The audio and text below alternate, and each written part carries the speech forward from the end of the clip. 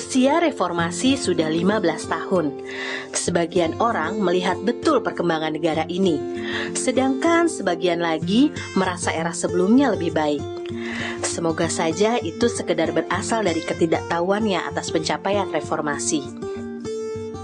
Tapi, pernahkah kita berpikir capaian Indonesia apa saja di bidang hukum selama 15 tahun tersebut? Nah, ada 15 poin penting yang berhasil kami kumpulkan. Poin-poin ini, meski bukan berarti tanpa kritik, merupakan bukti usaha yang sungguh-sungguh untuk mewujudkan reformasi hukum. Mari kita mulai. Indonesia adalah negara terbesar yang memilih presidennya secara langsung, berdasarkan pasal 6A ayat 1 Undang-Undang Dasar 1945. Betul, Indonesia, bukan India, Amerika Serikat, Brazil, apalagi Cina. Apalagi pasal 7 amandemen Undang-Undang Dasar 1945 juga menjadikan presiden hanya dapat dipilih kembali untuk 1 kali masa jabatan lagi. Tidak ada lagi kekuasaan berpuluh tahun oleh orang yang sama. Selain itu, berdasarkan Undang-Undang Nomor 32 Tahun 2004 tentang Pemerintahan Daerah, pasal 24 ayat 5, kepala daerah juga dipilih langsung oleh rakyatnya. Setujukah Anda bahwa pengaturan ini membuat warga semakin berdaya dibandingkan masa lalu? Kini kita bebas membaca berita apapun.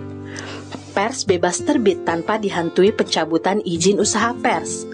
Pada masa lalu, pers bisa seketika dicabut izin usahanya, seperti yang terjadi pada majalah Tempo, Editor, dan tabloid Detik pada 1994. Kebebasan pers merupakan salah satu perwujudan hak asasi manusia yang lahir sejak amandemen Undang-Undang Dasar 1945. Pengadopsian prinsip-prinsip hak asasi manusia yang lebih lengkap kini telah tercantum dalam pasal 28 Undang-Undang Dasar 1945. Salah satu capaian reformasi adalah pembentukan institusi baru di negara ini, yaitu Mahkamah Konstitusi, yang merupakan hasil dari amandemen Undang-Undang Dasar 1945 pasal 24C.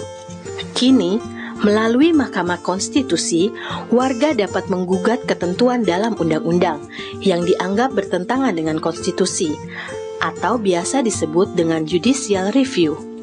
Contohnya Mutholib, seorang tukang parkir Pasar Monokromo, Surabaya, mengajukan permohonan pasal 32 Undang-Undang Nomor 23 Tahun 2006 tentang administrasi kependudukan.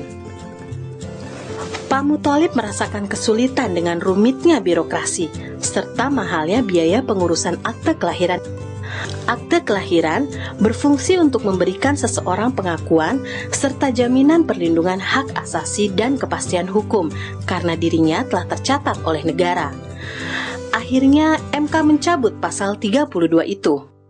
Pembentukan institusi baru lainnya adalah Komisi Pemberantasan Korupsi atau KPK pada tahun 2002. Korupsi sudah menggerogoti negara kita sedemikian parahnya, sehingga membutuhkan langkah luar biasa dalam penanganannya. Tercatat sampai akhir 2011, KPK berhasil menyelamatkan uang negara senilai 152,9 triliun rupiah. Bayangkan, angka itu bahkan masih melebihi jumlah APBD DKI Jakarta sejak 2010 sampai 2013 yang digabung. Tak hanya itu, sejak 2004, tercatat 107 pejabat eselon atas, 40 kepala daerah atau wakil, dan 65 anggota DPR atau DPRD yang dinyatakan bersalah oleh pengadilan tipikor. Reformasi telah membawa iklim baru di peradilan. Dahulu, sebelum reformasi, pengadilan-pengadilan seluruh Indonesia diatur oleh 2 lembaga. Untuk urusan perkara, diatur oleh Mahkamah Agung, sementara untuk urusan manajemen diatur oleh kementerian. Saat ini, semua pengadilan cukup diatur oleh Mahkamah Agung saja. Pengaturan satu atap seperti ini membuat peradilan menjadi lebih independen.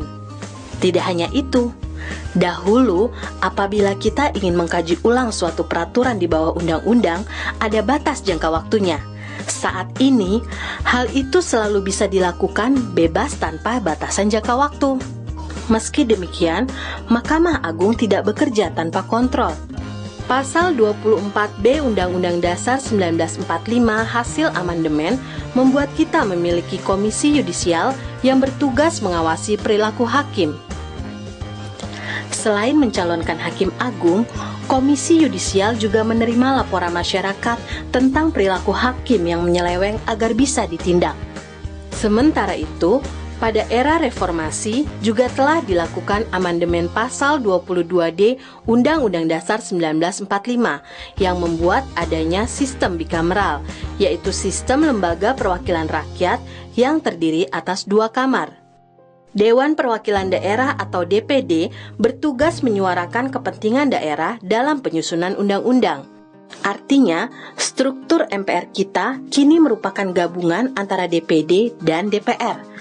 Komposisi DPD dan DPR semuanya dipilih langsung oleh rakyat, sehingga keterwakilan kita di lembaga perwakilan menjadi lebih nyata. Bandingkan pada masa lalu, ada utusan golongan atau daerah dan fraksi TNI atau Polri yang ditunjuk langsung tanpa kejelasan konstituen. Peran anggota legislatif kita, baik di DPD maupun di DPR, juga ditingkatkan.